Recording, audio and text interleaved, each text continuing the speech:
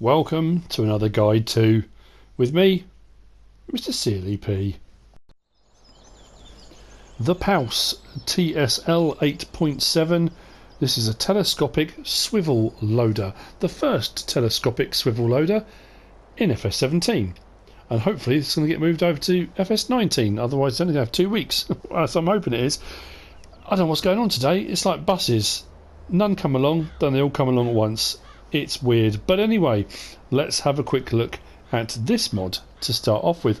This mod is by Creative Mesh and Wopster. There are a lot of pros, a couple of cons. We're going to have a look at some, if not all, I hope, of what these things do. First thing I'm going to do actually is have a look around. I know often I go straight into the menu, have a look at all the details. I want to have a look around these first. I want to have a look around it first to show you something before I say something else. These are incredibly detailed. It's one mod, but there are 2 options available. That's why I've got 2 here. But the detailing on here, on the hydraulic lines, the nuts, the bolts, the joints, the fixtures and fittings, the decals, it's, you know, even down to the tread on the steps. You know, like the laser cut section there with Paus on it. It's very, very neat, very, very tidy. Incredibly detailed mod. Amazing. Really is. Why did this not come sooner? I can't believe it. I'm hoping this is kind of, they've been practicing, getting ready. This is going to come out on 19 because it is brilliant. Now, the 2 options available, we'll have a look in store at a moment. There's nothing different between this one and this one, other than the fact this one is what's called standard and has a trailer hitch on the back. This one has got a 3-point link on the back. Makes it quite a useful bit of kit, that. So let's have a quick look in store and see what we've got, shall we? So this comes under wheel loaders. No, it doesn't telehandlers.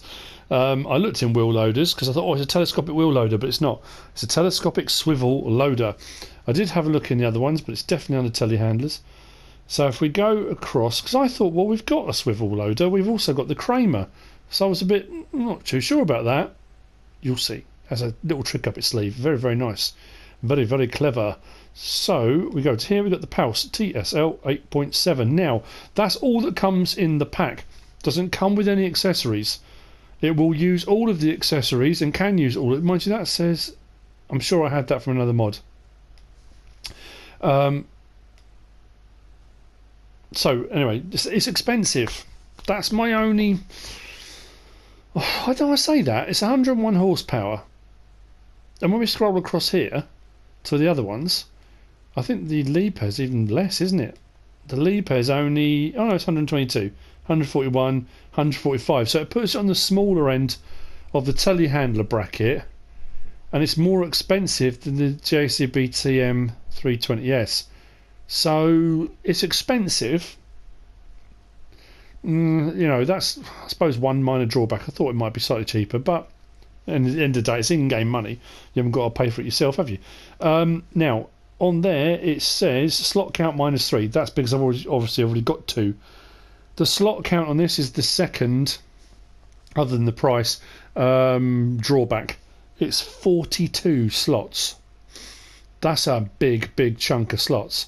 You get a lot of machine for those slots, to be fair, and what it can do is really clever and it's incredibly detailed, but 42 slots is a lot. Now, as far as I'm aware, when FS19 comes out, they've been working very, very hard at reducing the amount of RAM space and everything that everything takes, because it's going to be placeables and you're making up your own maps, and they're trying to reduce all of that.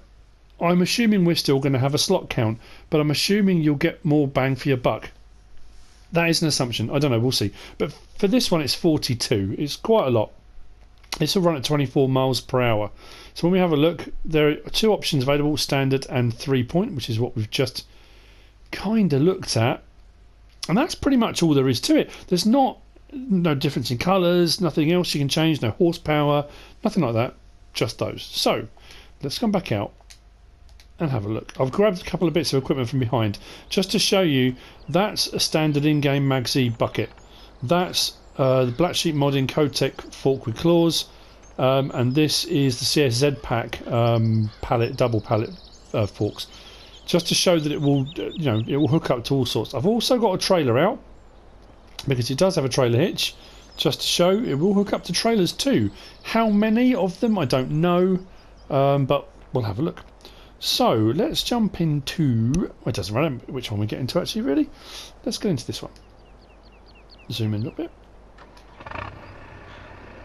Nice throaty little engine sound when we start it up. Lights, rear lights, main beams, or work lights, whatever you call them. There's no hazard lights, flashing beacons, indicators, I assume. Oh, got them up there as well. Oh, that's interesting. They're kind of front and... oh, okay. There we go. That's it for lights. Inside, very tidy. It's a very sort of squashed in cab. Visibility is pretty good. Give it its juice. Not bad at all, actually. When we turn lights and stuff on in here, there's no dashboard lights. Nothing like that. Plenty of mirrors. Visibility is pretty good in those, I guess. Now it comes on to our movements now. This gets a little bit tricky. When we're just in cab with nothing on the front, we can raise and lower, and I have to say the animations on this, they are smooth and neat, very nice indeed.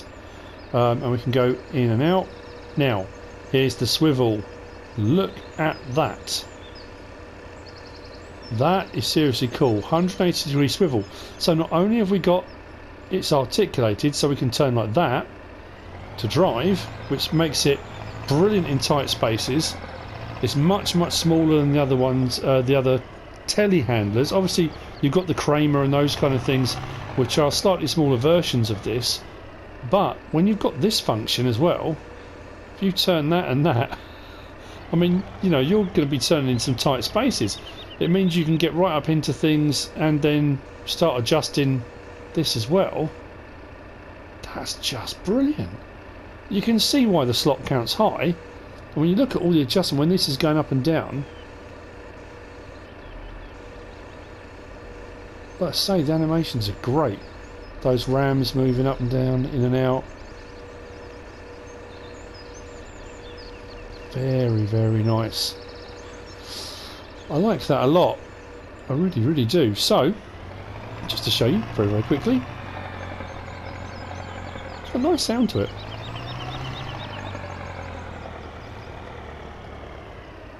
This is a slightly large one, obviously, so it will hook onto a Brant or something a bit better, because that's had to pull it down a little bit, the back wheels off the ground, but it will pull a trailer, which is brilliant. Again, makes it very handy for around the yard. I've lost count of how many different bits of machinery you kind of get and think, oh, I'll use it for a kind of multi-purpose thing around the yard, then it won't pull a trailer. And you think, well, if it won't pull a trailer, what's the point of it really? So it will hook up to an in-game vanilla bucket, no problem at all. When it hooks up, bottom right hand corner, the moment it's on vehicle, it goes directly to the actual piece of equipment on the front. But with this, we can still raise it, lower it, do whatever we want to with it. Very happy indeed. There's really not else you need to do with the bucket. We can do in and out, up and down. We can do our swivel. It's very, I mean, that's a pretty good reach on that. I don't know how much weight this will take, and what you've got to bear in mind as well, if you do that, mind you, that's pretty impressive in that you can come alongside a vehicle. You don't have to come at it side on, you can come on it, like that in a very tight space, and then swivel that round to tip. That's brilliant. But when it comes to tip, I started thinking, well, hang on a minute, I'm doing the controls I can do, where's my tip function? If you want your tip function, you've got to change using triangle on the PlayStation to the main cab, and then, hang on, it says that. Where's my tip gone? There we go. So we've got a tip. Actually, do I need to be on that? I've got to be on that. Oh no, there we go. Now, obviously, because you've got so many different controls all happening at the same time, it can get a little bit... I mean, that's incredibly clever. It really is. I like that. I really do. Sorry, I'm just sort of mesmerised by the whole thing, really. Very, very nice bit of kit. Let's drop that down and detach that.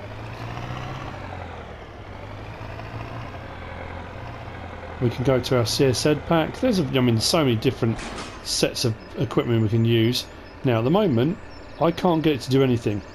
It's on the front bit of equipment, and it won't let me do anything.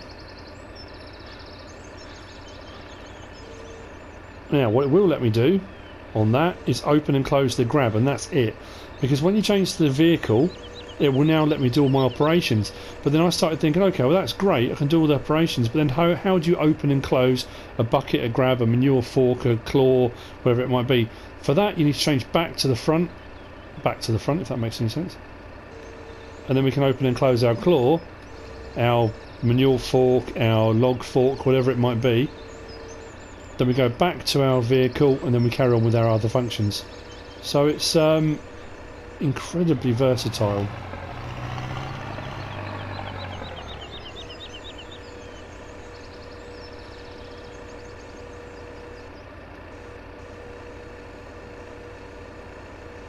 Trying to do some of these without moving it all around, because I'm trying to do L1. There we go. L1 tip, and then we've got up and down, R1, in and out, and our swivel. Takes a little bit of getting used to all those controls at the same time, but I'd say I like it. I really do. It's a pity. I mean, it's very expensive compared to the others. You can get a wheel loader and that kind of thing, but like I say, if you've got a tight yard, a small yard, or you're doing stuff, I mean, this is more versatile. This will do the job of a wheel loader and a telehandler, and it's kind of small and compact like a Kramer. So you can't really odds it, I suppose. Let's tip that back. So this is the same. If I want to do the claws on this, I need to put it back onto the front, onto the actual piece of equipment itself. I can bring the claws forward and backwards. Then for the rest of the operations, back to the vehicle itself, and I'll get on my my operations.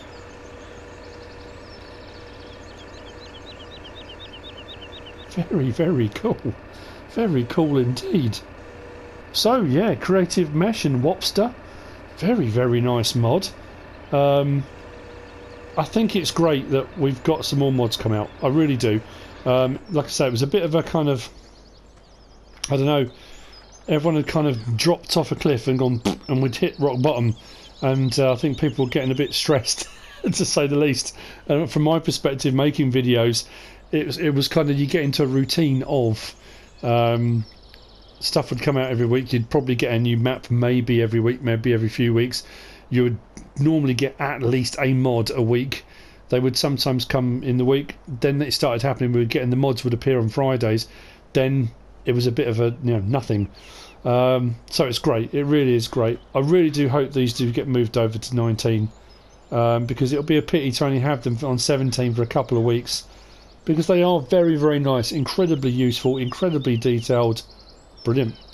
I hope you found this guide to mod review helpful in some way, shape or form. If you have, give us a like. If you don't subscribe yet, please do.